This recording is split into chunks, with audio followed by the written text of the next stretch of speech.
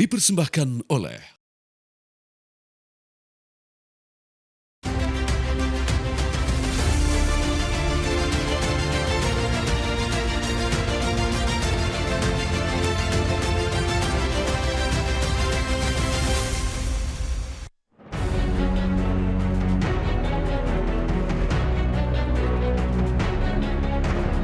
kami juga meminta Presiden untuk bisa mengeluarkan keputusan politik, yaitu membentuk tim gabungan mencari fakta.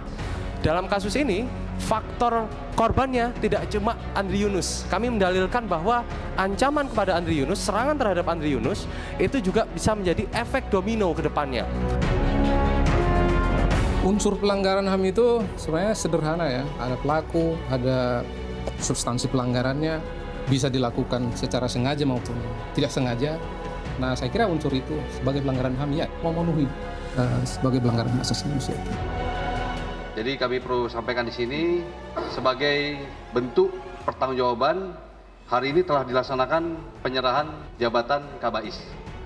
Setelah kami menemukan fakta-fakta dari hasil penyelidikan tersebut, kemudian saat ini dapat kami laporkan kepada pimpinan bahwa permasalahan tersebut sudah kami limpahkan ke Puspom TNI.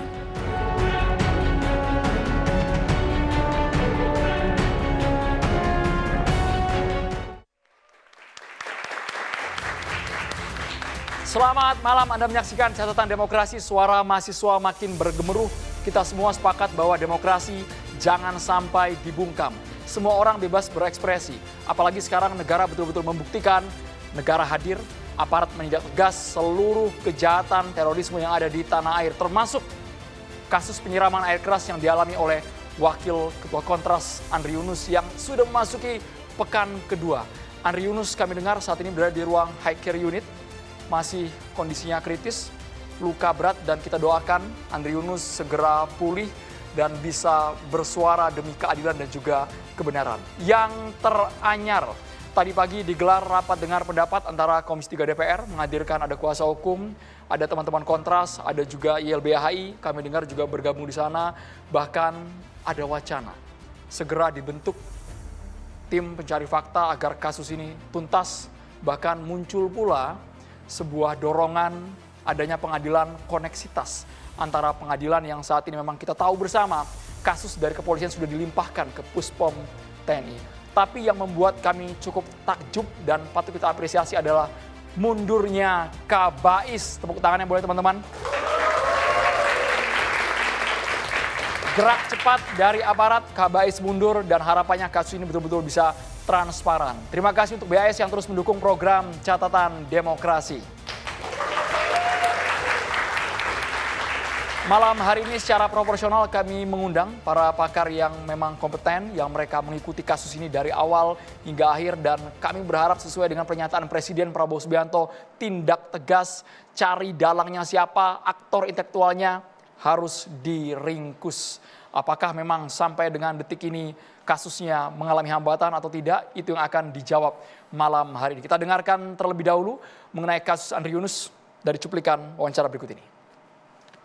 TNI terus melakukan pembenahan melalui penguatan internal, peningkatan kualitas kepemimpinan di setiap level komando, serta penanaman nilai disiplin dan integritas kepada seluruh prajurit. Komitmen ini sekaligus menegaskan dukungan TNI terhadap kebijakan Presiden dalam memperkuat supremasi hukum, serta memastikan setiap prajurit menjadi teladan dalam menjunjung tinggi hukum, disiplin, dan nilai-nilai kebangsaan.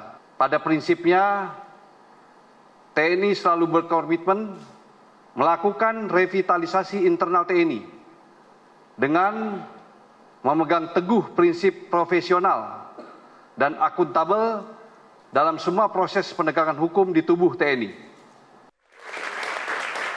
Kami acung jempol apa yang dikatakan oleh Kapus TNI Angkatan Darat, tidak ada tebang pilih, tidak ada itu yang namanya berlindung pada jabatan atau kuasa. Buktinya para tersangka yang merupakan berasal dari Matra AL, Matra TNI sudah diringkus, sudah diamankan yang saat ini mereka sedang didalami di Puspom TNI. Langsung saja saya akan perkenalkan satu persatu narasumber yang sudah bergabung bersama kita semua di Catatan Demokrasi. Ada Profesor Agus Surono, Guru Besar Ilmu Hukum Universitas Pancasila. Malam, Prof. Kami juga menghadirkan, ini dua profesor luar biasa malam hari ini, Profesor Budi Pramono, Guru Besar Politik Hukum dan Pertahanan, Sekolah Tinggi Hukum Militer. Latar belakang militer kita cari tahu seluk-beluknya nanti dari sudut pandang Profesor Budi Pramono. Dan di tengah-tengah sudah bergabung juga bersama kita Bapak Hairul Fahmi, tenaga ahli KSP. Praktisi hukum Profesor Firman Wijaya, Prof. Yang lantang berbicara mengenai Andri Yunus, ada psikolog forensik kita Mas Reza Indragiri. Malam Mas Reza. Kami juga menghadirkan dua panelis yang luar biasa yang kabarnya tadi pagi juga ikut rapat dengar pendapat bersama dengan DPR. Ada Mas M. Isnur, Ketua YLBHI. Yang sudah lama tidak muncul di catatan demokrasi. Sepertinya kasus-kasus besar ketika hadir di sini terakhir kami ingat dengan beliau membahas kasus Verdi Sambo yang menggegerkan Republik ini. Mantan Ketua Komnas HAM kita Ahmad Taufan Damanik. Malam Bang Taufan Damanik. Saya boleh langsung ke Profesor Budi Pramono melihat saat ini ada dorongan pengadilan koneksitas. Ada masyarakat yang sebagian mempercayakan penuh kepada Puspom TNI, tapi ada juga yang ingin transparansi. Kenapa tidak dialihkan ke peradilan umum? Dari sudut pandang Profesor Budi seperti apa? Terima kasih Mas atas undangan malam ini. First of all, I would like to convey my deepest condolence to Andri Yunus. Ini benar-benar from the bottom of my heart dan jangan sampai terjadi lagi. Tadi sesuai yang Mas tanyakan, ya, kita sadar sesadar-sadarnya. Saya harus memulai dulu bahwa negara kita ini kan negara Rechtsstaat, bukan Mahstat. Jadi harapan saya dalam forum malam ini ya kita bergerak dari dasar hukum. How to think, how to act, how to analyze, itu dari hukum, karena kita Rechtsstaat. Kita sadar sesadar-sadarnya bahwa di 24 ya, Undang-Undang Dasar 45 dikatakan di sana bahwa ya memang peradilan militer ini adalah suatu peradilan yang merdeka, bisa melaksanakan selain ada PT-UN, ada pengadilan agama dan pengadilan sivil. Dan derivasi langsung dalam hal ini kita tahu bahwa pasal 48 2009 langsung mengatakan bahwa yang namanya kekuasaan kehakiman divided into two part dalam hal ini. Yang tadi saya sampaikan, pengadilan agama, PT-UN, militer dan sipil. Dan ini diperkuat di pasal 31 1997. Saya tahu banyak animo yang mengatakan bagaimana dengan pasal 65 di Undang-Undang Dasar, ulangi di pasal 34 Undang-Undang TNI. Namun kita tahu juga bahwa di pasal 74 bahwa apabila belum ada revisi maka kembali lagi ke pasal 31 ya, 1997. What that mean? Ya peradilan militer. Tapi ketika Mas menyatakan koneksitas, ya, koneksitas ini dari sisi apa dulu? What kind of perspective that you analyze to do koneksitas? Karena ya seperti yang saya sampaikan, saat ini ya harus jatuhnya ke peradilan militer. There is no choice, there is no alternative until now. Why? Because there is no, gak ada revisi, gitu loh. Nah, sampai 65 pun mengatakan begitu, pasal 2, lihat lagi di pasal 3. Ya, ambigu itu menyatakan bahwa operasionalnya memang tidak bisa dilakukan. Namun karena Mas tadi menaksana koneksitas, apa sih sebetulnya koneksitas? Koneksitas itu karena memang pelakunya both of them, whether military personnel or civilian. Nah, in this case until now, ya nanti kalau ada novum baru kita nggak tahu, ya berkisar bahwa pelakunya the doer ini adalah militer. Maka ya, there is no koneksitas dalam hal ini. Tapi kalau seandainya pelakunya both of them makes, nah, maka di sanalah koneksitas. Tapi kalau seandainya ada misalnya yang punya ide bahwa itu perlu perpu dan lain sebagainya, kita harus melihat how high the escalation. Eskalasinya sejauh mana, ya. Sphere of influence-nya sejauh mana, ya. Nah, ini orang hukum harus cerdas untuk membagi misalnya kasus katakanlah bom Bali, kemudian kasus sekarang yang personal, ya, dengan tidak mengurangi rasa hormat. As I mentioned from the beginning, my big condolence for Adinda Andri Yunus, ya. Jadi sekali lagi koneksitas ini tidak memungkinkan apabila tidak ada sesuatu yang urgent dan tidak ada revisi. Jadi tetap kita harus kembali lagi pasal 31 1997. Karena sesungguhnya belum ada bukti baru sama sekali sampai dengan detik ini. Exactly. Ya, saya kira itu Mas kalau menurut saya. Mas Reza Indragiri boleh Mas? Mas Andro ingin saya mengomentari apa? Ingin mengomentari mengenai bahwa saat ini memang tidak ada novum, tidak ada bukti baru. Jadi sesungguhnya kita percayakan kepada peradilan militer, Mas Reza. Tidak ada pilihan lain, tidak ada pertimbangan lain. Saya menyimak konstruksi berpikir dan kosakata yang Profesor Budi sampaikan. Terkunci sudah bahwa beliau, tolong saya dikoreksi sekiranya keliru, Profesor Budi mengunci proses ini sebagai persoalan penegakan hukum ya. Saya membayangkan penegakan hukum itu lebih dekat asosiasinya dengan kejahatan. Kejahatan apa? Begini. Dalam peristiwa ini saya sungguh-sungguh tidak tahu secara persis kita harus sampai pada sebuah simpulan tentang apa. Saya membangun 3 spekulasi. Pertama, apakah ini merupakan operasi intelijen yang diotorisasi lembaga yang mengingatkan saya pada diskusi dengan teman kita Mas Isnur pekan lalu. Saya sempat menyaksikan bahwa ini bisa disebut sebagai operasi intelijen. Kenapa? Sepemahaman saya, di dalam operasi intelijen itu tidak ada transparansi. Sehingga sungguh-sungguh membingungkan bagi saya ketika peristiwa ini berlangsung, dialami oleh saudara kita yang membanggakan dan mengagumkan Andri Yunus, baik itu Polda Metro Jaya, Kapolri, POM TNI dan Puspen TNI mengatakan kurang lebih sama, kami akan mengungkap kasus ini secara transparan. Sekali lagi, sepemahaman saya dalam dunia intelijen tidak akan ada transparansi. Satu kata kunci yang harus diberlakukan dalam intelijen adalah sekresi. Bukan ketembus pandangan, melainkan kerahasiaan. Itu harga mutlak kartu mati dalam dunia intelijen. Sekresi itu harus dimanifestasikan ke dalam 2 hal. Pertama, bahwa orang-orang yang bekerja di bidang itu harus terus-menerus dalam kondisi anonim. Identitasnya ditutup, identitasnya diubah, identitasnya disamarkan, identitasnya disangkal. Sementara apa yang kita ketahui, 2 orang yang tersorot kamera CCTV itu, di mana anonimnya?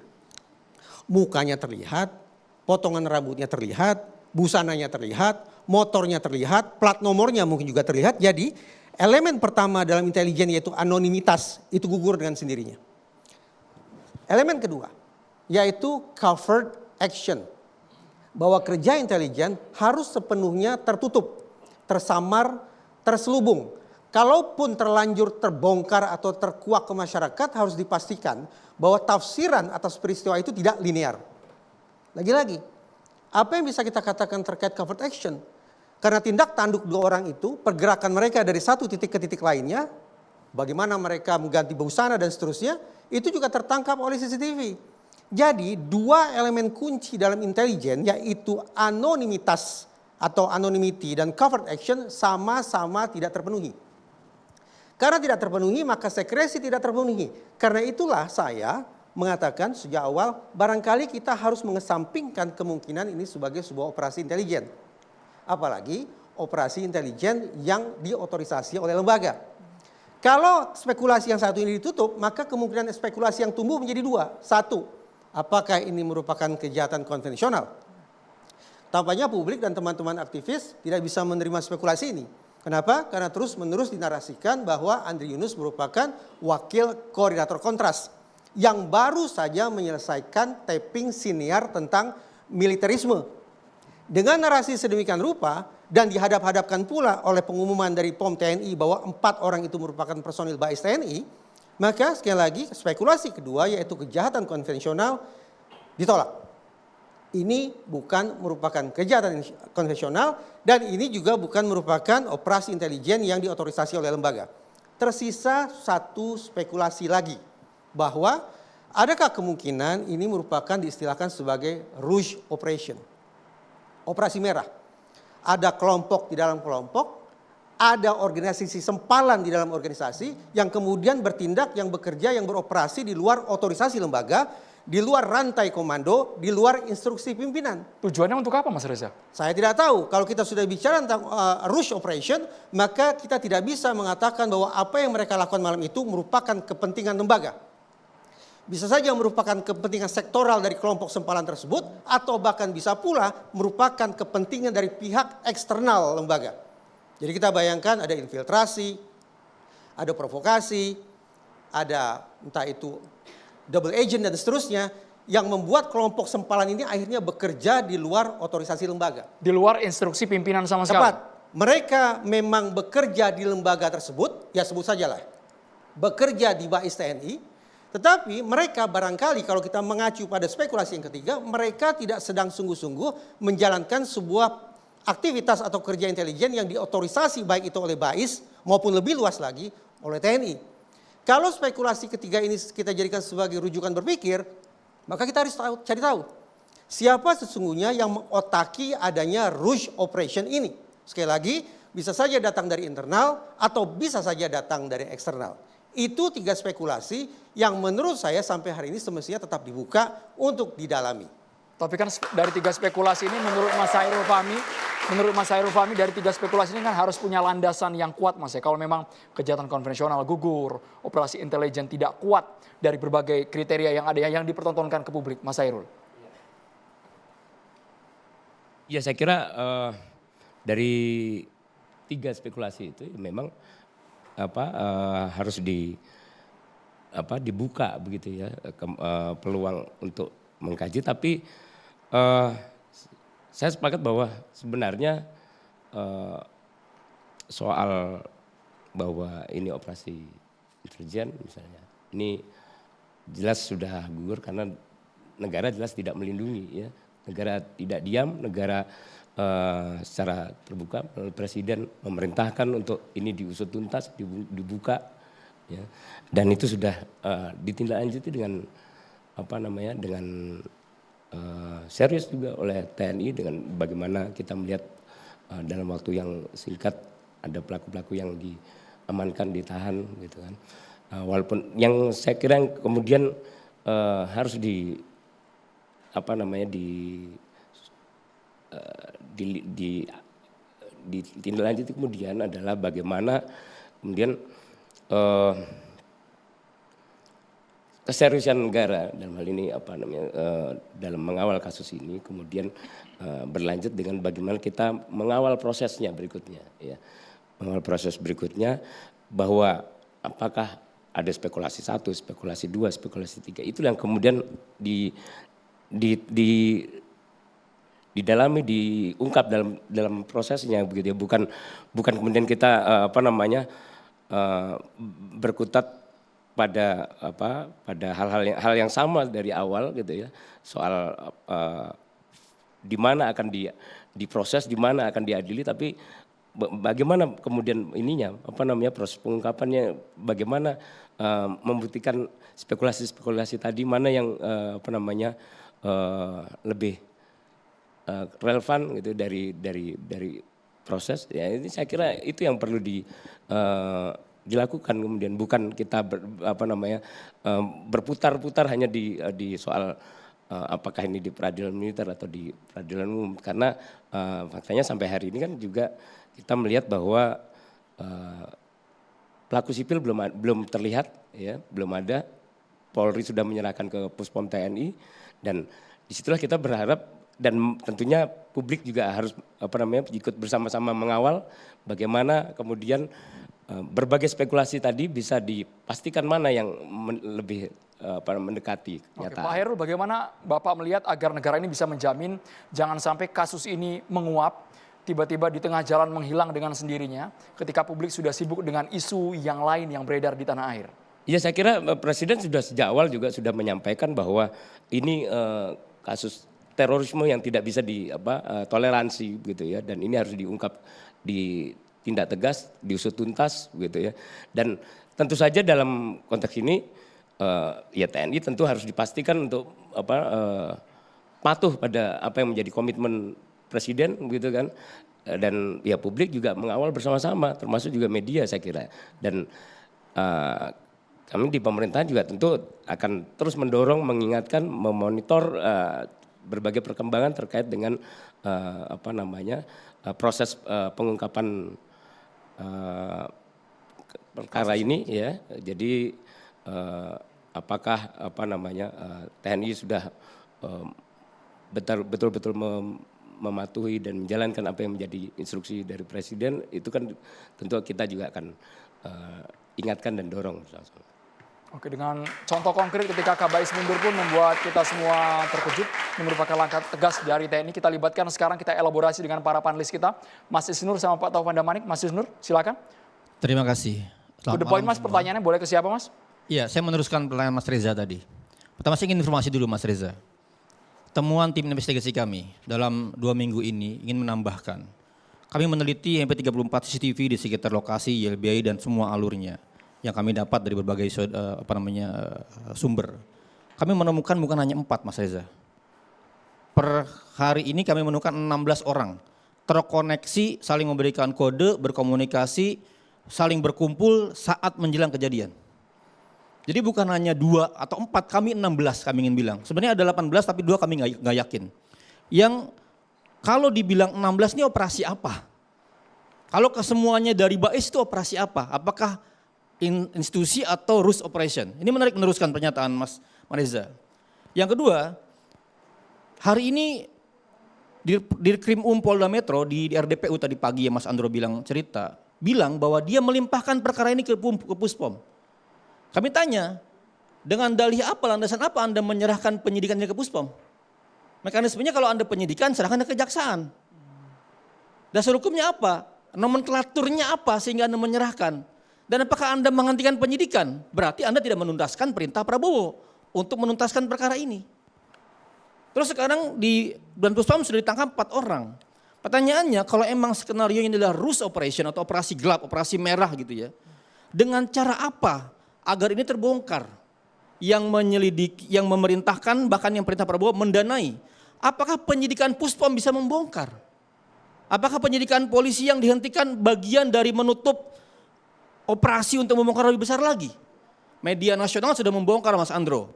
Ada pos Sadang, ada rumah safe house yang dipakai tempat berkumpulnya, sudah digulung bahkan orang di dalamnya. Ini kemana? Bukti-bukti yang didapat oleh kepolisian mungkin mau dikemanain? Apakah jadi bukti lanjutan buat di Puspom untuk membongkarnya semua? Di kami ada keraguan. Jangan-jangan mekanisme peradilan yang kita debatkan malam ini tentang koneksitas itu ansih hanya melucuti ruse operation tadi. Betul 4 orang ditangkap, dibawa disidangkan, debatnya militer atau umum. Tapi ruse operation atau operasi merah, operasi gelap tadi yang terjadi di Badan Intelijen itu nggak diungkapkan. Kenapa penting diungkapkan? Karena bacaan kami, Mas Andro, operasi terhadap masyarakat sipil bukan hanya kepada Andri. Operasi pengiriman kepala babi kepada media Tempo. Operasi pengiriman banyak bangkai-bangkai hewan kepada DJ Doni, Sherly, Iqbal Damanik. Operasi Agustus yang kami ungkapkan juga anggota Bais terlibat di sana dalam laporan kami. Itu gimana? Jangan-jangan ada banyak ruse operation serupa. Kok bisa pimpinan Bais kalau emang itu adalah operasi-operasi serupa, ruse operation, nggak tahu. Sebuah kesalahan besar, ada ruse operation di sebuah lembaga dan Anda nggak tahu. Atau pertanyaannya Anda tahu tapi diam saja. Oke, ini harus ditanggapi. Itu pertanyaan lanjutan. Boleh ditanggapi? Saya menarik ini. Saya ingin membongkar statement dari Mas Reza. Karena banyak operasi. Saya ingin bilang, apakah ke YLBHI, ke saya pribadi tidak ada ancaman? Ya banyak Mas. Oke. Banyak sekali. Pembuntutan, pembunuhan karakter, kampanye digital semuanya. Setiap kami berkampanye atau mengkritik kebijakan, serangan begitu dahsyat. Jangan-jangan ini dari operasi yang serupa. Nah bagaimana Mas Reza? Hal seperti ini terbongkar dan jangan sampai ada lagi operasi-operasi kepada masyarakat sipil. Misalnya gini, sekarang ada kampanye masif bahwa kami ini antek-antek asing ketika menerima bantuan dana kemanusiaan dari lembaga internasional. Dari UNICEF dari mana kayak gitu. Ini kan semakin membuat rentan orang-orang yang berbicara. Pemerintah dapat bantuan dana dari negara-negara asing nggak dianggap sebagai antek asing? Kenapa masyarakat sipil yang menerima bantuan dana kemanusiaan dari UN dari mana dianggap antek asing? Dan ketika kami terus diserang dengan kampanye antek asing, ini semakin melemahkan potensi kekuatan masyarakat sipil untuk berbicara. Karena ada operasi di belakangnya. Nah gitu Mas Reza, pertanyaan saya terima kasih. Mas Reza dijawab dulu Mas soal Andre Yunus ya Mas, fokus ke sana kita. Kalau saya ringkas, Mas Isnur ini mengajukan pertanyaan seberapa jauh kita teryakinkan bahwa mekanisme peradilan militer akan bisa mengungkap ini hingga ke akar-akarnya, kurang lebih begitu ya. Oke, begini. Perdebatan tentang apakah ini sepatutnya diproses di peradilan militer ataukah di peradilan umum atau peradilan sipil, itu terus terang di luar khazanah pengetahuan saya. Saya tidak cukup fasih membaca undang-undang terkait tentang hal itu. Tetapi ada dua hal empiris yang saya pikir bisa menjadi catatan, menjadi bahan refleksi bagi kita untuk tidak terus-menerus skeptis. Apalagi a priori, apalagi antipati terhadap yang namanya mekanisme peradilan militer. Misal, tahun 1965 ada tragedi besar. Ada 5-6 teori yang menjelaskan itu peristiwa apa tahun 65 itu. Salah satunya adalah teori yang menyebut ini merupakan Rouge Operation. Potret positifnya Mas Isnur adalah ketika orang-orang yang terlibat dalam peristiwa atau tragedi 65 itu diseret ke peradilan militer, ternyata pengungkapannya sampai ke level jenderal, sampai ke level kepala staf. Itu menunjukkan apa? Bahwa ternyata peradilan militer punya catatan positif. Ketika mereka berada pada situasi-situasi semacam itu, mereka bongkar hingga ke akar-akarnya sampai ke orang-orang yang punya bintang di pundak mereka. Satu. Yang kedua, Kontras beberapa waktu lalu mengeluarkan sebuah publikasi yang judulnya kurang lebih adalah Edisi Melawan Lupa. Perkiraan saya Mas Isnur pernah membaca edisi atau publikasi itu. Ada versi online-nya, bisa kita semua cek. Di dalam edisi Melawan Lupa itu tersebutlah sekian nama petinggi yang tersangkut paut dengan peristiwa tahun 98. Apa yang terjadi kemudian? Ternyata TNI menegakkan sebuah mekanisme tersendiri untuk meminta pertanggungjawaban kepada nama-nama yang secara kebetulan juga tercantum di dalam publikasi Kontras itu. Apa hasilnya? Ternyata lagi-lagi mekanisme pertanggungjawaban yang ditegakkan oleh internal TNI berhasil sampai ke level jenderal Mas Isnur. Itu artinya apa? Saya mencoba untuk membangun keyakinan bahwa yang mengetahui seluk-beluk kerja-kerja semacam ini bukan kita.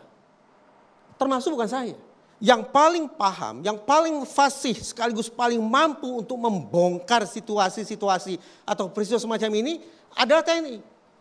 Kenapa? Karena paling tidak sudah ada 4 nama yang disebut merupakan bagian dari personel TNI.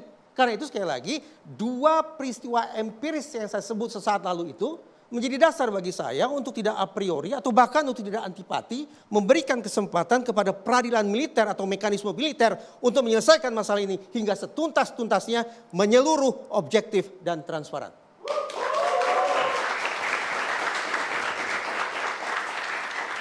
Dengan data yang sama yang Mas Reza sampaikan, apakah peradilan 65 itu peradilan yang independen dan membongkar dan memperbaiki banyak hal? Saya meragukan itu. Data menyatakan banyak sekali riset soal bagaimana penegakan hukum itu bukan penegakan independen.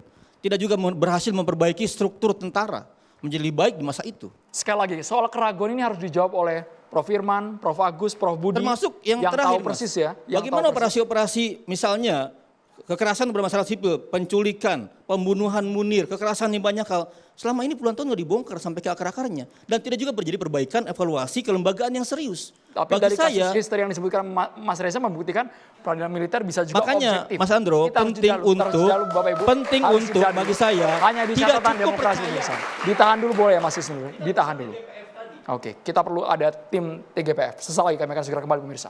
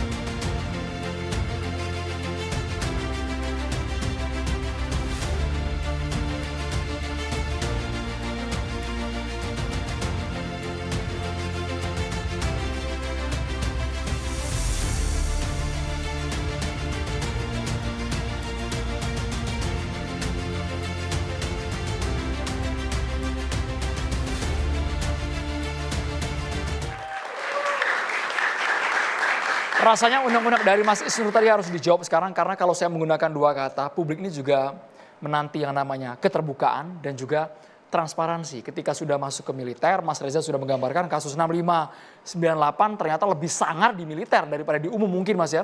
Sampai jenderal-jenderalnya, akar-akarnya, mata rantainya ditangkap ini semua. Prof. Firman. Baik, sebuah sistem peradilan yang teruji itu secara enforceability biasanya bisa dilacak dari historisnya. Dia punya kemampuan, punya keterandalan, ya termasuk speedy proses yang kemarin saya sampaikan. Daya enforceability-nya itu bahkan mampu menguji institusinya sendiri. Nah ini saya melihat ada hanya pada peradilan militer, peradilan TNI. Terbukti dari instrumen atau fitur-fitur hukumannya. Dalam sepanjang sejarah ada dua. Instrumen yang paling tinggi death punishment, hukuman mati bagi motivasi kriminalis. Tapi bagi pelaku kejahatan yang punya motivasi altruistis ada namanya custodia honesta. Penjara yang diberikan untuk mereka-mereka yang punya sikap berbeda terhadap kekuasaan. Ini menunjukkan bahwa institusi peradilan militer sebenarnya memiliki daya enforceability yang tinggi. Sekali lagi saya sampaikan pada kesempatan hari ini belum pernah ada catatan bahwa peradilan militer pernah terjadi melakukan scandalizing court seperti peradilan sesat, ya error in judgment, salah menghukum, ya error in law, salah menerapkan hukum, ya. Ini saya belum pernah melihat catatan ini. Ini akurat ya, belum pernah ada. Ya ini aspek reputable yang menurut hemat saya ada di dalam catatan-catatan sejarah termasuk peradilan militer. Saya sekali lagi mengatakan bahwa dia semacam presidential bodies, ya, lembaga presiden yang bisa menjadi rujukan peradilan yang lainnya. Itu yang pertama. Kedua, dari struktur, terlepas ada perdebatan, dia menganut one roof system dalam sistem peradilan kita. Dia dijamin oleh konstitusi, ya sekalipun ada peradilan umum, tapi juga memiliki tidak hanya legally, tapi juga legitimasi. Itu terbukti bahwa dia juga tunduk pada kekuasaan Mahkamah Agung yang membagi 4 cabang kekuasaan. Kekuasaan peradilan umum, peradilan agama, peradilan tata usaha negara, dan peradilan militer. Aspek kecabangan ini sebenarnya sudah menunjukkan kalau terjadi lex spesialis menghadapi lex generalis, maka pasti lex spesialis yang digunakan. Tapi kalau lex spesialis bertemu dengan lex spesialis, ini kan yang selalu menjadi persoalan dan perdebatan hari ini. Menurut saya lekatkan saja lex spesialis sistematis. Ya, secara sistematis, ya undang-undang mana yang paling tepat diterapkan. Karena menurut hemat saya secara substantif norma terlihat sekali ya adresat norma yang mengatur tentang sistem peradilan militer itu menganut dua kandungan fundamental. Yang pertama berkaitan dengan kandungan etis, ya ada yang menyangkut disiplin, ya disiplin itu tidak cuma sanksi teguran, bahkan juga ada ada penahanan, ya. Belum lagi yang namanya hukum militer. Hampir tidak ada menurut hemat saya toleransi dalam penerapan undang-undang peradilan militer. Khususnya menyangkut sentencing guideline. Kita baru hari ini, ya periode saat ini baru bicara pedoman penghukuman pidana. Sementara mereka sejak 1937 itu sudah ada. Bahkan di dalam peraturan perundang-undangan juga menganut electronic evidence. Jadi apalagi? Ya. Kita boleh punya spekulasi, tendensi terhadap, tapi proses peradilan yang menjawab, reputasi peradilan itu yang menjawab. Hari ini kita belum pernah mendengar bahwa sistem peradilan militer itu tidak bisa bekerja, ya independensi, impartiality, apalagi accessibility. Ya kita sering melihat sistem peradilan yang katanya dia peradilan ini bersifat close, open judicially, tapi ya hari ini kan semua bisa diakses, semua bisa dibuka.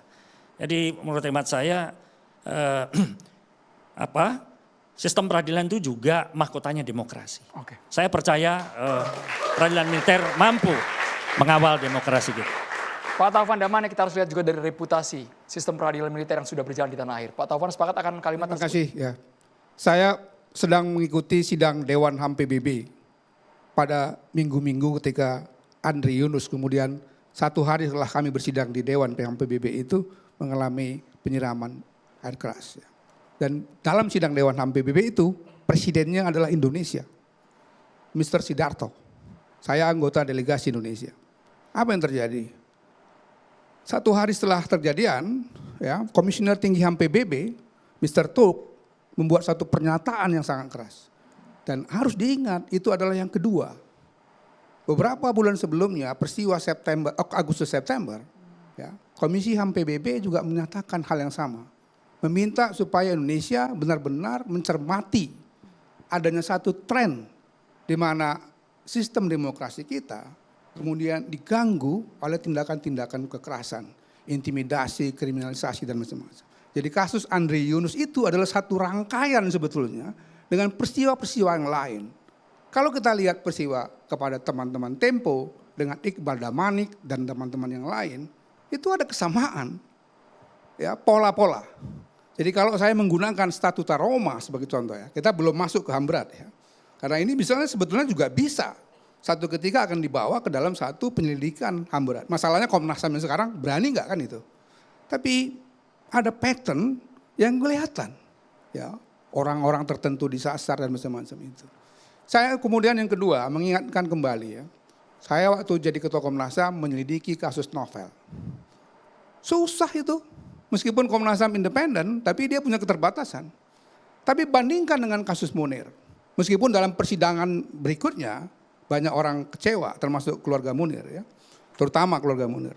Tetapi endorsement dari Presiden SBY pada waktu itu dengan pembentukan TGIF itu bisa membuka tabir yang lebih luas dari sekedar pelaku-pelaku lapangan. Jadi kalau kita konversikan dengan sekarang ini, barangkali TGIF yang di-endorse oleh Presiden Prabowo Subianto itu bisa membuka tabir yang lebih luas. Ada apa ini? Kau kita sejak tahun lalu, ya, bahkan kalau kita mau buka, karena ini catatan demokrasi, ya, kalau kita mau buka satu periode terakhir dari Pak Jokowi sampai sekarang, itu catatan rating demokrasi kita menurun terus. Kita masuk sudah dalam kategori flawed demokrasi menurut lembaga-lembaga kajian internasional. Ya. Saya nggak katakan bahwa kita harus patuh pada mereka, tidak, tetapi ini adalah satu cerminan bahwa ada satu tren. Jadi kasus penyiraman adalah satu hal. Barangkali tim penyidik silahkan terus, tapi TGIF itu sangat dibutuhkan. Tapi kalau kita komparasi sama novel, kami ingat betul sebagai jurnalis, rasanya novel 2 tahun lebih pelakunya baru terbongkar kan. Dan tidak bisa menyentuh aktor intelektualnya. Polanya sama seperti sekarang, meskipun sekarang sepertinya kurang dari 2 pekan. Ada pemantauan dan macam-macam, ada satu sistem intelijen, surveillance dan macam-macam. Jelas. Tapi kan nggak bisa dibuka sampai. Kenapa? Karena kekuatan Komnas HAM belum sampai pada tingkat itu. Tidak ada endorsement. Kasus misalnya 12 pelanggaran HAM yang berat yang lain sebagai contoh, ya, bisa dibuka. Tapi kemudian ketika tidak ada endorsement politik dari pimpinan nasional, itu sulit kan. Paniai akhirnya kalah di persidangan. Sekarang mau dibentuk hakim agungnya, saya yakin juga akan kalah dalam sidang kasasi nanti, ya. Kenapa? Karena pelakunya kemudian diisolasi pada satu pihak tertentu yang sebetulnya human in error. Orang ini nggak bisa dimintai pertanggungjawaban terhadap peristiwa yang itu sudah dikategorikan sebagai satu kejahatan sistematis. Nah, jadi saya kira soal nanti mau peradilan segala macam, saya bukan ahli hukum. Tetapi saya lebih fokus sekarang itu adalah kita membuka peristiwa ini seluas-luasnya. Tidak hanya penyiraman Andre Yunus. Ini satu simptom saja. Ada banyak deretan-deretan peristiwa-peristiwa yang lain, ini harus dibuka. Karena kalau enggak, ini catatan demokrasi kita yang semakin suram. Orang semakin takut. Ya, ada orang dikriminalisasi, ada orang begini, ada kerusuhan di dalam setelah demonstrasi yang tadinya adem-adem saja, baik-baik saja, tiba-tiba ada kerusuhan. Ada apa ini? Ini menarik Pak Taufan Damanik karena pertanyaan terus masuk ke meja redaksi Catatan Demokrasi. Bahkan ada yang mempertanyakan, kalau kita refer ke video gimana dengan kasus Kanjuruhan, KM50, tidak ada yang mengusut aktor intelektualnya, padahal di peradilan umum. Benar. Makanya saya katakan, paling utama adalah endorsement dari pimpinan tertinggi. Kasus contoh Kanjuruhan, ya, saya waktu itu masih ketua Komnas, kita buka semua. Ada juga TPF dari pihak Menko Polhukam, dari pemerintah. Hasilnya jelas. Yang nggak jalan itu adalah implementasi penegakan hukumnya. Sehingga tidak ada orang-orang yang dalam daftar hasil investigasi itu jelas disebut sebagai pihak yang diduga bertanggung jawab, itu tidak pernah diadili ke pengadilan. Jadi itu bukan pada upaya membongkarnya masalahnya, tapi pada upaya penegakan hukumnya. Oke. Seperti itu. Prof. Agus, boleh komentar Prof. Agus sebelum nanti ke Mas Isnur. Sudah ada 2 kasus Mas ya, tidak jaminan kalau masuk peradilan umum, Kanjuruhan sama KM 50, sepakat ya Bapak-Bapak ya. Kalau kita dari 2 kasus ini berkaca pada faktual di lapangan, faktual di lapangan. Ya, begini, saya bicara dalam perspektif hukum pidana, dalam artian bahwa ada satu fakta hukum yaitu ada korban yang namanya Andri Yunus, itu fakta hukum yang tidak bisa terbantahkan. Berangkat dari situ, maka kemudian ada fakta juga, ditemukan fakta ada beberapa oknum, saya menggunakan terminologi oknum. Oknum yang diketahui, ini fakta juga dan bisa tervalidasi dengan baik adalah ada oknum TNI di sana. Lalu pertanyaan besarnya adalah bagaimana terkait dengan hal ini, maka tentu harus dilakukan proses penegakan hukum. Proses penegakan hukum seperti apa? Tentu yang berkaitan dengan proses penegakan hukum itu harus benar-benar mencerminkan proses penegakan hukum yang ada disebut dengan adalah due process of law yang nanti akan melahirkan keadilan yang tidak hanya keadilan prosedural tapi juga keadilan substantif. Ya. Baik ini terhadap si pelaku yang kemudian juga memberikan satu keadilan juga bagi si korban. Lalu pertanyaan berikutnya adalah bagaimana proses hukum ini bisa dilakukan untuk mewujudkan proses keadilan substantif tadi. Mengingat ada fakta yang sampai saat ini ya, fakta yang saya ketahui ya berdasarkan yang saya lihat di berbagai media ada oknum 4 anggota TNI. Dengan demikian berdasarkan pasal-pasal yang saya kira relevan yang tadi sebenarnya sudah disinggung tadi kalau Prof. Budi menyampaikan pasal-pasal itu ada beberapa ketentuan peraturan perundang-undangan. Mulai dari ketentuan pasal 24 ayat 2 di Undang-Undang Dasar 45, kemudian ada Undang-Undang Kekuasaan Kehakiman, Undang-Undang 48 2009, ya ada pasal 18, ada pasal 25 ayat 1, yang kemudian ada beberapa peradilan di sana, yaitu ada 4. Saat ini secara normatifnya ada 4 lingkup peradilan yang kemudian berada di bawah Mahkamah Agung. Apakah itu peradilan umum, peradilan tata usaha negara, peradilan agama, dan peradilan militer. Artinya apa?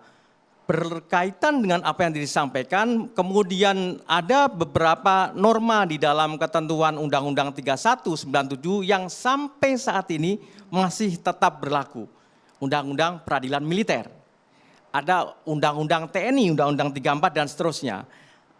Khusus untuk pelaku-pelaku yang notabene adalah oknum TNI, maka yang mempunyai kewenangan untuk memeriksa perkara tersebut adalah peradilan militer. Lepas dari prosesnya, kalau ternyata nanti ditemukan fakta-fakta yang lainnya, ada pelaku-pelaku sipil, maka baru kemudian proses hukumnya bisa berbeda. Karena tidak mungkin seorang sipil melakukan satu tindak pidana diadili di peradilan militer. Pasti sangat tidak mungkin.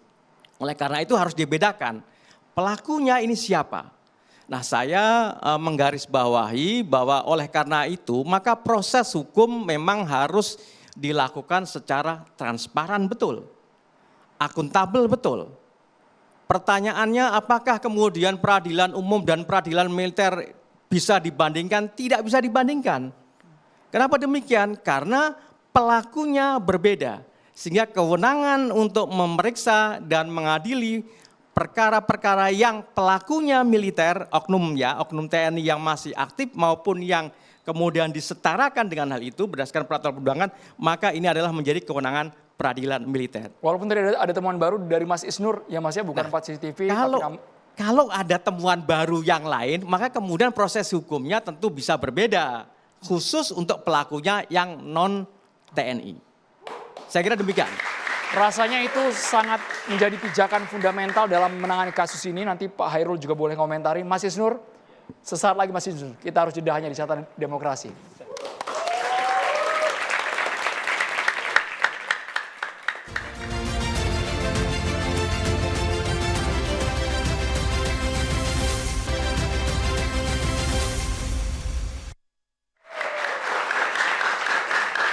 Saya langsung ke Mas Isnur, tadi kita case by case Mas, contoh peradilan umum tidak juga menjamin Kanjuruhan, KM 50, buktinya tidak bisa mengusut tuntas kasus-kasus yang melibatkan masyarakat sipil. Ya, saya melanjutkan pernyataan Prof. Agus tadi ya. Keadilan substantif seperti apa? Sekarang udah dari 18 pengumuman 4 tersangka, Prof. Sekarang udah tanggal 31 ini. Tidak ada kelanjutan perkembangan informasinya. 4 orang ini ditahan di mana? Berapa saksi yang sudah diproses? Apakah sudah ada pengembangan lebih atas lagi? Nggak ada kabarnya. Bagaimana kami mau percaya kalau tidak ada kabar hasil penyidikan itu? Beda dengan misalnya kalau standar yang biasa di tempat yang lain ada namanya SP2HP, hasil penyidikan. Bagaimana itu terdapat mendapat ke korban dan saksi dan lain-lain, itu nggak ada. Kita nggak melihat itu sekarang terjadi. Pun pada peristiwa yang lain juga nggak dapat. Itu yang pertama. Yang kedua, dalam proses reformasi, Mas, ini kan ujian sejarah ya. Betul pasal 65 nggak berlaku gara-gara pasal 74. Itu yang saya bilang kemarin, ada dualisme jurisdiction. Tetapi bagaimana mimpi, mandat, cerita, semangat reformasi yang mengedepankan supremasi sipil. Bahwa jika militer buat pidana umum, maka disidangkan di pidana umum walaupun bisa koneksitas. Bagaimana mimpi ini terjadi ke depan? Kalau kemudian harus selalu tunduk pada keberlakuan pasal 74 ini gitu.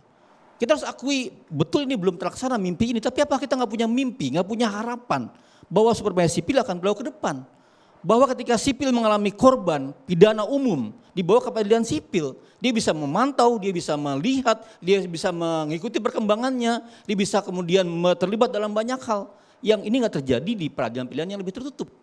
Itu Prof. Terima kasih. Oke, mungkin Prof Budi menanggapi, nanti Prof Agus ikut menambahkan, nggak punya latar belakang militer. Saya suka sama Mas Isrul ini. Cuman if I may correct you, jadi berpikir itu jangan there is no light at the end of the tunnel. Tapi selalulah kita berpikir bahwa there is the light at the end of the tunnel. Selalu ada secercah harapan.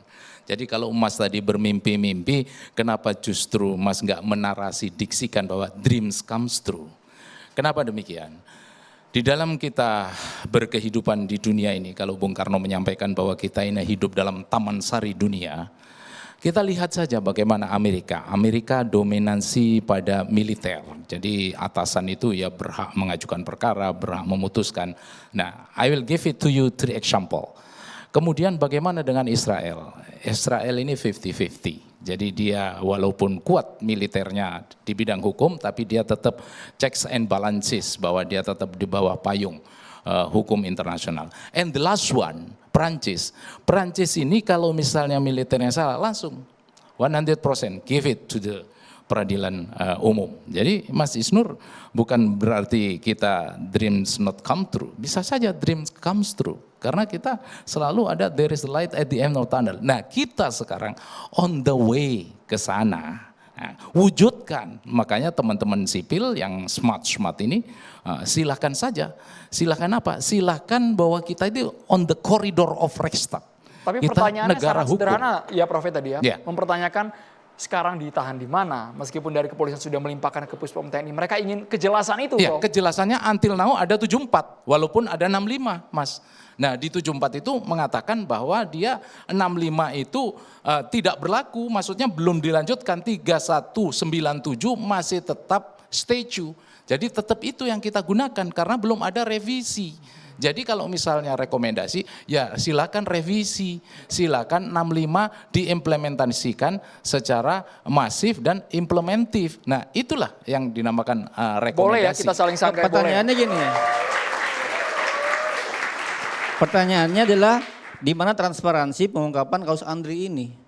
Sudah berarti 13 hari setelah pengungkapan, setelah menahan, tapi nggak ada perkembangannya. Apa yang sedang dilakukan oleh penyidik di Puspom gitu? Apakah sudah memanggil saksi? Itu nggak ada tindak lanjut, entah konferensi pers, pelaporan apapun itu kepada korban. Itu yang kita tanyakan juga. Entah sudah polisi sudah melimpahkan, sekarang yang dilimpahkan juga nggak ada kabar kelanjutannya. Kan publik menunggu ini. Apakah 4 orang ini benar sama dengan yang di video polisi? Apakah beda? Jadi kita nggak tahu. Kalau bisa ada report harian Mas ya? Ada update dong. Ada terakhir konferensi pers ketika Kabais dibilang menyerahkan jabatan, kami menunggu. Apakah ada informasi soal perkara ini? Nggak ada juga. Ya, jadi begini Mas, kalau menurut saya tidak ada sampai sekarang ada kalimat tadi yang disampaikan oleh Mas Reza bahwa pengadilan ini tertutup. Ini terbuka, silakan monitor. Bagaimana sih cara monitor kemudian keaktifan? Aktifkan, datang ke setiap persidangan. Kumpulkan seperti apa Marie Curie, how to spell it. Nah itu semua agar apa? Agar bisa menekan hakim kalau untuk mewujudkan dream comes true tadi. Jadi selama masih Undang-Undang 74 itu begitu adanya dan belum ada memang revisi di 3197, ya that's it. That we should do that in this case. Nah itu inian saya. Tapi tadi saya... Boleh nggak saya ambil kesimpulan dalam artian kalau pakai Undang-Undang 397 tentang permil nggak ada transparansi. Korban tidak dapat kesempatan yang luas untuk dapat informasi itu sebagaimana diatur dalam KUHP. Itu pernyataan yang harus kita akui bersama karena belum ada kemajuan yang signifikan dari peradilan militer sejak dulu. Prof. Firman, Prof. Agus, boleh ikut komentar para profesor? Kalau melihat kepada asas peradilan yang dianut oleh peradilan militer, saya rasa kita sama-sama perlu mencermati. In absentia, pelakunya nggak ada, peradilannya saja jalan. Itu salah satu asasnya. Ya. Kemudian tidak mengenal pra-peradilan. Ini menunjukkan ya boleh mungkin ada yang melihat nih perspektif peradilan gladiator keras ya yang sering disebutkan ini pergulatan kemanusiaan harusnya lewat pra-peradilan kalau ada orang tidak mengenal. Jadi apa yang perlu kita ragukan dengan sistem peradilan yang semacam ini? Nah tapi sistem peradilan ini juga menganut asas praduga tidak bersalah. Ini equal am. Yang menurut saya jaminan atau assurance dari sebuah sistem peradilan yang saya sebut sebagai judicial excellences. Karena selama ini memang tidak pernah ada stigma terhadap peradilan militer, justice delay, justice deny. Makin ditunda-tunda, ya, makin diputar-putar, makin tidak jelas keadilannya. Tapi prinsip inilah bahkan untuk kepentingan militer, speedy prosesnya dipercepat. Buktinya, ya. Tanpa berlama-lama melakukan lidik dan dik, sudah langsung melakukan Prof. Firman melihat ini sudah prosesnya cepat ini. Iya, ini termasuk cepat proses. kategorinya. Karena detention yang dilakukan itu sebenarnya sudah menjadi koordinasi sistemik antara ankum, atasan yang berhak menghukum dan peperannya.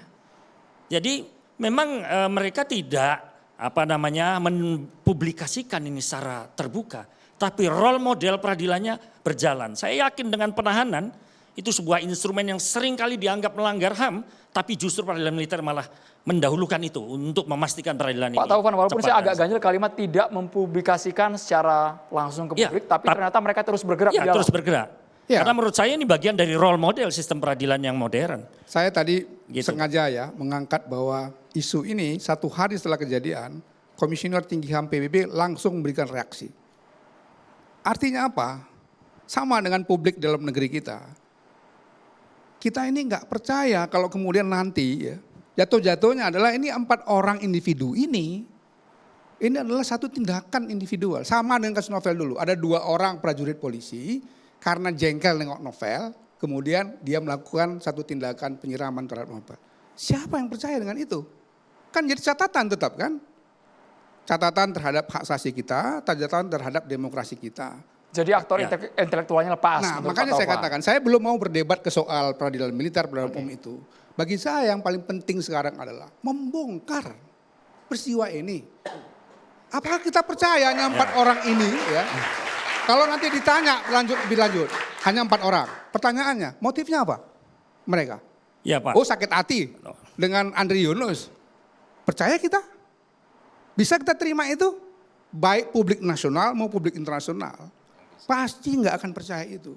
Karena ada serangkaian peristiwa-peristiwa tadi saya katakan. Ya. Bahkan kalau mau diurut lebih jauh, periode terakhir dari Presiden Jokowi sampai sekarang memang mengalami penurunan demokrasi. Dengan catatan-catatan di mana ada hambatan-hambatan berekspresi, ada kriminalisasi, bahkan ada intimidasi yang baru beberapa bulan terakhir terjadi. Berurutan. Tapi sepakat tidak kalau kita ingin menyebutkan bahwa saat ini penanganan polisi dalam kasus Andri Yunus berlangsungnya progresifnya cepat. Saya menduga jatuhnya hanya kepada 4 orang nanti, nggak akan dibuka. Apakah ini ada kaitannya dengan lembaga negara? Untuk bisa kita bicara nanti mengenai ya crimes against humanity. Sebab itu nggak bisa ditutup. Ya. Nanti kita harus buktikan itu. Pak Hairul. Ya, cuman saya perlu menambahkan catatan bahwa Sampai hari ini, special rapporteur dari PBB pun tidak pernah memberikan catatan negatif tentang sistem peradilan militer kita. Itu yang penting juga perlu kita fairness. Tapi dua kasus peristiwa Agustus September ya, dan peristiwa Andre Yunus, itu petinggi HAM PBB bicara. Padahal Indonesia adalah Presiden Dewan HAM. Iya. Cuma kan mekanismenya harus special reporter. Betul. Bisa jadi juga kalau special reporter itu memberikan catatannya, baru kita menyatakan bahwa Tetapi ada ketika dua petinggi itu bicara, setuju. Itu artinya mereka melihat ini bukan peristiwa ada 4 orang anggota BAIS jengkel gitu, nengok Andre Yunus, dia siram ini kejahatan pribadi. No, nggak akan ada orang yang percaya itu. Pak Hairul, kita ke KSP lu boleh, representasi pemerintah. Oke, kalau kita simak tanggapan dari Bang Tovan Damanik, arahnya kayaknya ke soal tim pencari fakta gitu ya. Jadi pemerintah pada prinsipnya terbuka ya terhadap setiap upaya yang bertujuan memperkuat kepercayaan publik, termasuk gagasan pembentukan tim pencari fakta ini. Itu kan bagian dari mekanisme check and balances ya dalam negara demokrasi. Gitu. Tapi kita juga harus melihat konteksnya secara proporsional gitu ya. Saat ini proses hukum sudah berjalan, pelaku sudah diamankan, penyidikan sedang dilakukan oleh institusi yang punya kewenangan, dalam hal ini Puspom TNI. Saya kira dalam situasi seperti ini yang perlu dijaga justru adalah bagaimana supaya setiap inisiatif tambahan itu tidak justru tumpang tindih atau mengganggu proses yang sedang berjalan gitu ya. Jadi pendekatannya bukan soal setuju atau tidak, bukan hitam putih gitu ya. Tapi bagaimana memastikan bahwa proses hukum ini tetap menjadi jalur utama, tidak terjadi duplikasi kewenangan. Kemudian setiap upaya penguatan pengawasan benar-benar memberi nilai tambah. Jadi ini yang saya kira kalau tujuannya untuk memperkuat transparansi dan akuntabilitas ya tentu itu sejalan gitu ya. Tapi desainnya saya kira harus tepat supaya tidak justru menciptakan kebingungan baru di publik dan pemerintah tentunya harus berhati-hati ya supaya tidak juga mencampurkan antara kebutuhan pengawasan dengan intervensi terhadap proses hukum gitu. Itu yang penting harus dijaga ya supaya aparat penegak hukum kita bisa bekerja dengan baik dan tentu itu juga harus kita. Tapi Anda sepakat kan kalau untuk penanganan Andre Yunus relatif progresnya cepat? Progresnya cepat dan sejauh ini yang tercepat. Itu yang dan itu komitmen Presiden sejak awal. Ketika ini berada di tangan polisi kemudian dilimpahkan ke Puspom TNI itu kategorinya cepat ya? Ya cepat dan memang Pak Hairul sepakat soal pernyataan itu? Iya, itu sudah semestinya. Dan saya tambahkan ya, saya izin Prof. Agus. Mungkin ini dalam khasanah hukum pidana, kalau kaitan dengan ada tendensi dan keraguan, ada prinsip yang namanya beyond reasonable doubt. Itu sudah universal, Kak. Tidak boleh ada keraguan sedikit pun tentang peristiwa, perbuatan dan akibatnya. Ini soal konsep atau teori causa and connection tadi. Ya, causa and effect. Seperti apa? Biarlah speaking evidence, bukti yang nanti bicara. Ya, silahkan berspekulasi, ya, bertendensi, tetapi yang paling penting adalah alat bukti yang menyatakan seperti apa peristiwa dan perbuatan serta akibat itu terjadi. Itu yang penting menurut hemat saya dalam sistem peradilan kita. Soal bagaimana seseorang merespon, apakah karena marah atau karena satu, ada juga referensi yang namanya management anger.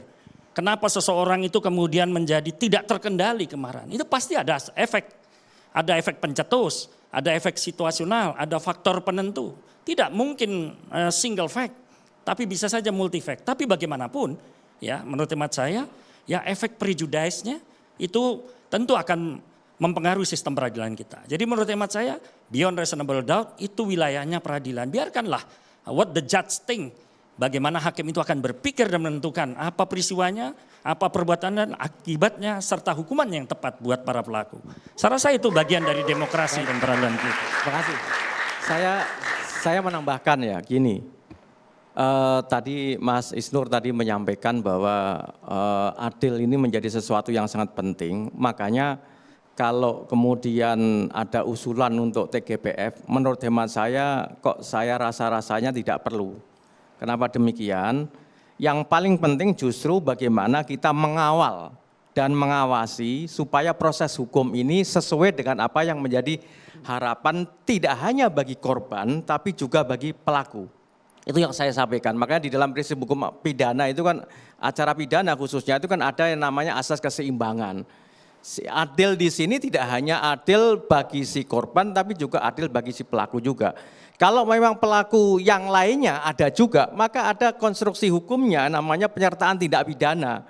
Ya dicari siapa saja pelakunya, tidak hanya berhenti sampai di 4 orang ini, kan begitu. Nah oleh karena itu saya melihat dan mencermati bahwa ini kita harus sama-sama punya husnudon yang sama. Punya nawaitu yang baik yang kemudian kita kawal sama-sama. Saya tidak punya kepentingan apa-apa dalam proses ini, adalah kepentingan saya adalah ini harus benar-benar proses hukumnya adil, transparan dan akuntabel. Buktikan bahwa peradilan militer yang kemudian dianggap bahwa oleh sebagian masyarakat adalah ini diragukan, harus bisa dibuktikan bahwa oh ternyata ini menjadi jawaban bahwa dalam proses penyelesaian perkara ini yang paling pas adalah melalui mekanisme peradilan militer. Secara normatif tadi sudah saya jelaskan panjang lebar berkaitan alasan-alasan dasar hukumnya. Nah oleh karena itu mari kita sama-sama kawal ini. Jadi masyarakat pun juga harus mengawal ini semua tanpa kecuali. Tanpa kecuali, termasuk juga dari pihak-pihak katakanlah misalkan yang melakukan proses penegakan hukum. Baik itu dari Puspom, nanti pun toh dari peradilan militernya, itu sama-sama kita harus kawal. Kami sebagai akademisi, sebagai masyarakat sipil biasa ya tentu akan mengawal ini. Arahan Presiden Prabowo Subianto menekankan bahwa Kapolri, Panglima TNI harus mengusut kasus ini secara cepat dan dibuktikan. Sesaat lagi kami akan segera kembali pemirsa.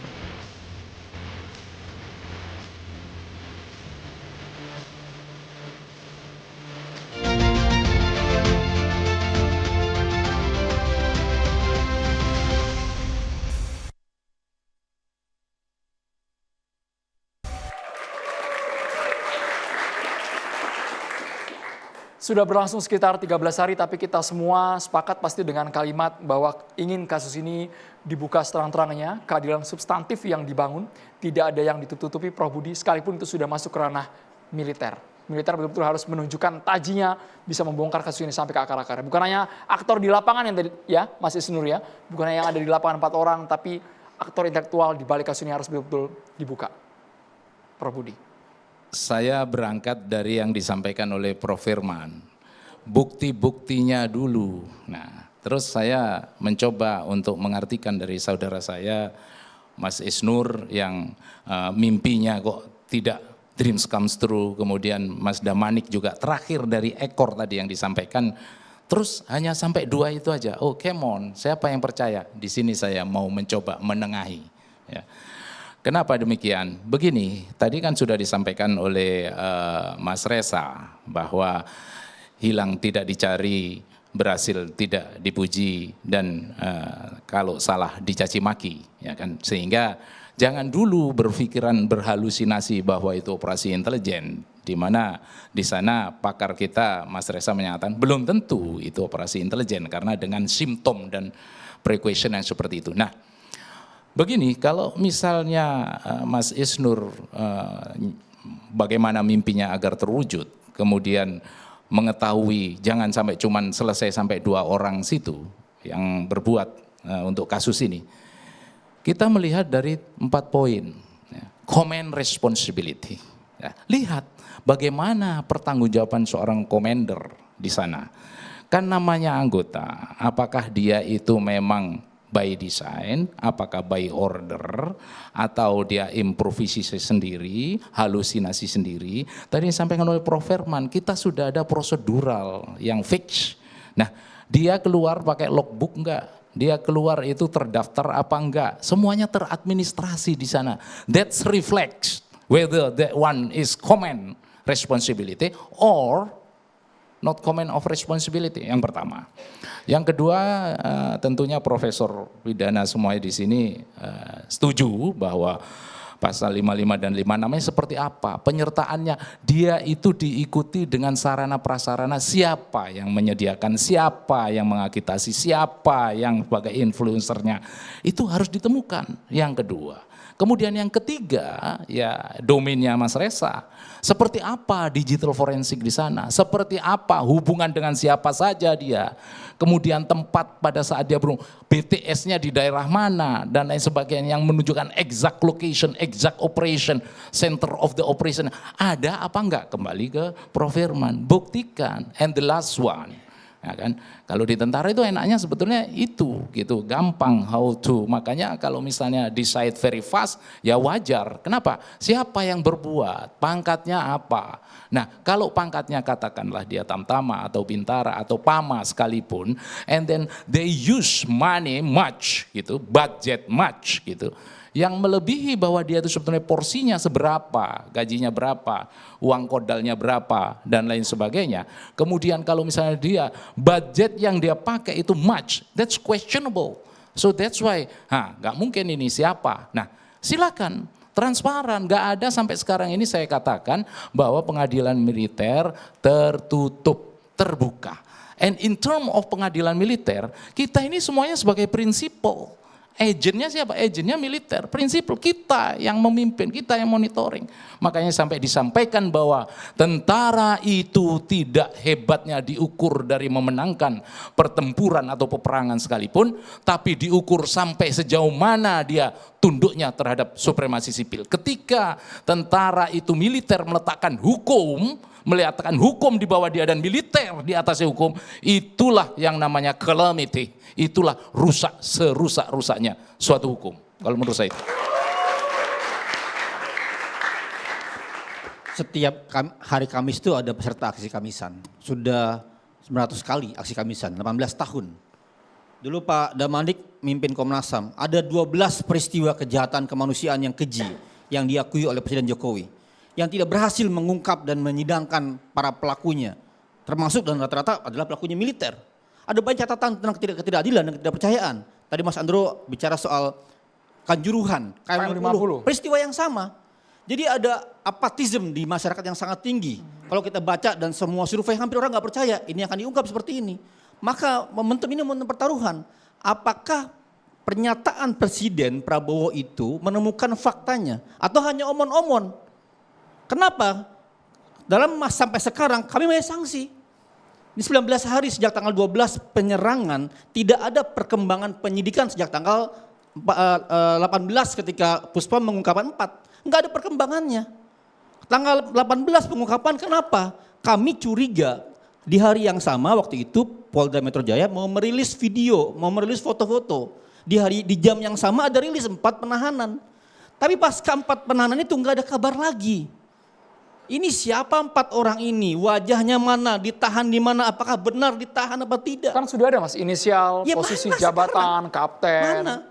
Transparansinya mana? Kita yakin orang itu. Namanya siapa, kesatuannya mana? Apakah atasannya diperiksa apa tidak? Enggak ada perkembangan. Polisi merilis CCTV, kami ingat betul potongan-potongan rekamannya ada ya Mas Reza, mukanya jelas ya Mas. Kami membutuhkan transparansi, kami membutuhkan pernyataan Prabowo itu menemukan faktanya. Bahwa diungkap, sekarang mana pengungkapannya, sejauh mana? Mbok laporkan. Kalau emang nggak mau lapor ke masyarakat sipil, lapor ke DPR, Komisi 1 bisa. Lapor ke Presiden Jokowi, ke KSP bisa. Sekarang KSP, saya tanya, Pak Ismail, ada nggak perkembangan? KSP tahu nggak perkembangan penyidikannya? Pak Hairul. Ada nggak? Dikasih tahu berapa yang diperiksa saksinya? Atasannya berapa? Direktorat mana yang diperiksa? Bagaimana dengan posisi-posisi atasannya? Kita tahu Kabais mengundurkan diri. Tapi posisi yang lain gimana? posisi di bawahnya. Apakah mungkin dari perwira, ya kapten langsung ke kabais? Itu kan semua bisa dicek. Tadi yang dibilang oleh Prof, ini dibuka semua dong. Biar kita tahu apakah ini rules operation yang dibilang oleh Bang Reza tadi atau seperti apa. Terima kasih. Sebelum KSP menjawab, saya boleh ke Mas Reza dulu ya, boleh? Di segmen sebelumnya, bahkan sampai segmen sekarang, sebetulnya saya sungguh-sungguh ingin membuang sejauh-jauhnya spekulasi bahwa ini merupakan operasi intelijen yang diotorisasi oleh lembaga, Mas. Saya ingin membuang spekulasi itu. Tetapi sekarang saya nekat nih. Saya yang tutup, saya yang buang, saya yang pungut kembali dan saya buka. Artinya begini, seberapa jauh kita akan bisa melihat prospek pengungkapan kasus ini kalau kemudian kita bingkai sebagai ini adalah operasi intelijen yang diotorisasi lembaga. Itu ya, saya sedang bicara prospeknya. Kalau kemudian kita dasar pemikiran seperti itu. Begini Mas Isnur. Tahun 60-an sampai tahun 70-an, ini sebagai perbandingan. 3 presiden Amerika Serikat itu sangat terobsesi mengobrak-abrik Kuba bahkan menghabisi kepala negaranya. Yaitu Fidel Castro. Rakyat Amerika menjerit. Beginikah tingkat peradaban kita? Beginikah keisengan kita dalam mengobrak-abrik negara luar? Kegelisahan rakyat Amerika itu yang kemudian dibaca oleh Senat sampai membentuk sebuah komite khusus. Church Committee. Church Committee ini ingin menjawab pertanyaan, seberapa jauh Presiden Eisenhower, Presiden Kennedy, dan Presiden Johnson betul-betul ingin mengacaukan Kuba dan menghabisi kepala negaranya. Waktu berjalan. Sampai kemudian Church Committee melapor ke Senat. Apa isi laporannya? Komite Church tidak menemukan bukti yang memadai bahwa Presiden Eisenhower, Presiden Kennedy, Presiden Johnson, para penasehat politik mereka dan lembaga-lembaga terkait berusaha untuk mengacaukan Kuba. Itu simpulannya, tidak menemukan bukti yang memadai. Tahun 60-an, 70-an. Sekarang kita pindah. Pasca September 11, pasca penyerangan Menara Kembar di Amerika Serikat. Terbongkarlah ke masyarakat. Lagi-lagi terjadi kegegeran. Karena ternyata Dinas Intelijen Amerika Serikat menggunakan waterboarding, menggunakan enhanced interrogation technique. Bentuk lunak dari interogasi brutal terhadap para terduga teroris. Lagi-lagi masyarakat gundah. Beginikah tingkat kemanusiaan kita terhadap manusia yang belum bisa dipastikan apakah mereka teroris atau tidak. Lagi-lagi dibentuk komite khusus untuk itu. Yang semula komite ini sebatas untuk mencari tahu di mana rekaman-rekaman interogasi itu. Untuk membuktikan apakah betul CIA melakukan interogasi brutal atau tidak. Oke, kita tarik relevansi ke kasus ini Mas ya. Nah yang ingin saya katakan adalah, sekali lagi, kalau ada sebagian kalangan yang ingin sekali lagi betul-betul mengatakan ini tak lain tak bukan merupakan operasi intelijen yang diotorisasi lembaga. Saya bukan orang yang pesimis. Tapi saya orang yang realistis. Berangkat dari pembentukan komite khusus di Amerika Serikat sana. Yang barangkali kalau di sini bisa disepadankan dengan TGPF kah itu. Atau pembentukan komite khusus oleh DPR kah itu. Izinkan saya untuk realistis Mas Isnur. Saya tidak teryakinkan bahwa mekanisme itu justru akan bisa mengungkap peristiwa ini hingga ke akar-akarnya. Karena itu saya konsisten dengan pendapat saya sebelumnya. Alih-alih menyerahkan ini kepada peradilan umum. Alih-alih membentuk TGPF. Dari pengalaman yang sudah dilalui oleh negara kita yang masuk dalam memori saya lebih teryakinkan untuk memberikan kesempatan kepada peradilan militer untuk mengungkap ini hingga ke akar-akarnya. Kita berikan kesempatan kepada KSP, kita percayakan penuh kepada institusi Polri dan juga TNI untuk mengungkap kasus ini. KSP harus menanggapi usai jeda berikutnya hanya di Catatan Demokrasi pemirsa.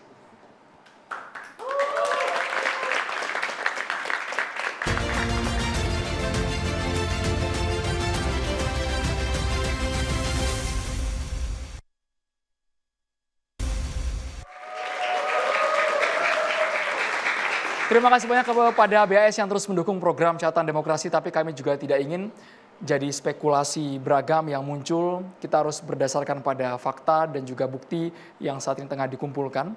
Bukti-bukti sudah dikumpulkan oleh polisi dengan cepat menyerahkan kepada TNI dan kita tunggu. Dan sebagai KSP, representasi dari Presiden Prabowo Subianto dari pemerintah, bagaimana jaminan kepada publik agar kasus Andri Yunus ini bisa betul-betul sampai ke akarnya, dalang kepalanya tertangkap. Pak Hairul. Ya, kalau kita membawa perdebatan ini terus-menerus ke soal legitimasi, ya, saya kira itu berbahaya ya, karena bisa merusak kepercayaan terhadap institusi negara secara keseluruhan ya, padahal kedua lembaga peradilan ini sama-sama punya dasar hukum yang kuat dan diakui oleh konstitusi. Kemudian saya kira ketegasan negara juga tidak bisa diukur ya hanya dari retorika atau tekanan publik gitu ya. Ada parameter-parameter yang tentu harus kita gunakan. Yang pertama soal kecepatan penindakan ya. Aparat jelas sudah bergerak segera setelah peristiwa terjadi, Puspom TNI sudah menangani ya. Kedua, kepastian proses hukum. Apakah penyidikan berjalan dan tidak terhenti? Ini sudah jelas juga. Ada penahanan, ada proses penyidikan yang sedang berjalan. Ya. Kemudian ketiga, akuntabilitas internal. Ya. Apakah ada evaluasi kalau ditemukan masalah dalam institusi. Ini sudah kita saksikan Kepala BAIS mundur. Ya. Sudah menyerahkan jabatan. Ini barat rumah penjaganya sudah menyerahkan kunci supaya rumah bisa dibuka, bisa diperiksa, silakan. Gitu. Ya. Yang terakhir soal transparansi. Ya. Ini tentang apakah publik mendapat informasi yang cukup. Nah, soal transparansi ini memang prinsip yang penting ya, tapi tentu saja bagi kita transparansi ini harus dijalankan secara proporsional. Tidak semua hal tentunya bisa dibuka secara penuh di tengah proses penyidikan yang sedang berlangsung, karena ada juga tentu resiko-resiko yang perlu dipertimbangkan terkait dengan gangguan dalam pembuktian atau bahkan mempengaruhi saksi-saksi. Ya. Yang perlu dilakukan tentu adalah memastikan bahwa publik mendapatkan informasi yang cukup untuk mengetahui proses yang berjalan ya, tanpa mengorbankan integritas penyidikan itu sendiri. Sekarang masih dalam koridor semua menurut Pak Hairul ya? Menurut saya masih dalam koridor, dan tentu pemerintah juga dalam kerangka komitmen yang sudah disampaikan sejak awal akan menindak tegas, mengusut tuntas, ya tentu komitmen inilah yang akan dijalankan sepenuhnya sampai kemudian kita berharap bahwa ini bukan lagi sekedar soal bagaimana pelakunya diadili, bagaimana ini kasus ini terungkap sepenuhnya, dan ini juga soal integritas negara itu sendiri. Ya, dan soal ini tentu kita pemerintah tidak bermain-main, ya, tentu akan serius. Jadi saya perlu menyampaikan Presiden Commission yang disampaikan oleh beliau tadi, contoh pengungkapan Lyndon B. Johnson, Presiden Eisenhower yang bersaudara, ada yang Presiden, ada yang FBI, nyata-nyata tidak juga menunjukkan hasil yang optimal. Bahkan cenderung bisa mengganggu sistem peradilan yang bekerja. Itu terbukti kematian Presiden Amerika yang terkenal itu sampai hari ini belum pernah terungkap. Nah, kedua, kaitan dengan soal sejauh mana transparansi. Saya ingin menyampaikan saja bahwa sistem peradilan militer itu tidak dimiliki oleh peradilan lain, terutama menyangkut kapasitas pelaku. Di sana sudah terbagi. Peradilan militer tingkat pertama itu untuk kapten ke bawah. Ya, kemudian peradilan tinggi tingkat 1 untuk mayor ke atas. Jadi sini seperti teori jaring laba-laba, ke bawah dan ke atas semua bisa kena. Nah, kemudian dalam konteks pembuktian change evidence, saya rasa tadi saya sudah sampaikan direct evidence ya bisa ditemukan langsung ketika menahan 4 pelaku itu, kemudian testimonial evidence sudah pasti ada saksi-saksi yang akan memberikan keterangan, kemudian technological evidence pasti CCTV dan alat bukti elektronik lainnya ya itu sudah juga dikenal dalam sistem peradilan militer. Jadi menurut hemat saya berilah kepercayaan kepada sistem peradilan militer dan kita tidak perlu melakukan reaktif sinistik yang membuat sistem peradilan itu justru malah terganggu dalam proses bekerjanya. Itu sih sebenarnya harapan saya. Bapak-bapak, sepertinya durasi kita terbatas, tapi kita kawal terus kasus ini. Sekali lagi kami apresiasi seluruh aparat yang bertindak cepat, polisi, TNI dalam kasus pengusutan Andri Yunus, dan kita semua berharap tidak ada lagi Andri Yunus berikutnya. Terhenti sampai sini, jangan sampai dibahas di meja catatan demokrasi. Saya Andromeda Mercury, terima kasih banyak kepada semua orang yang peduli akan kebebasan berpendapat, kemanusiaan, dan kita apresiasi langkah Presiden Prabowo Subianto. Selamat malam, sampai jumpa.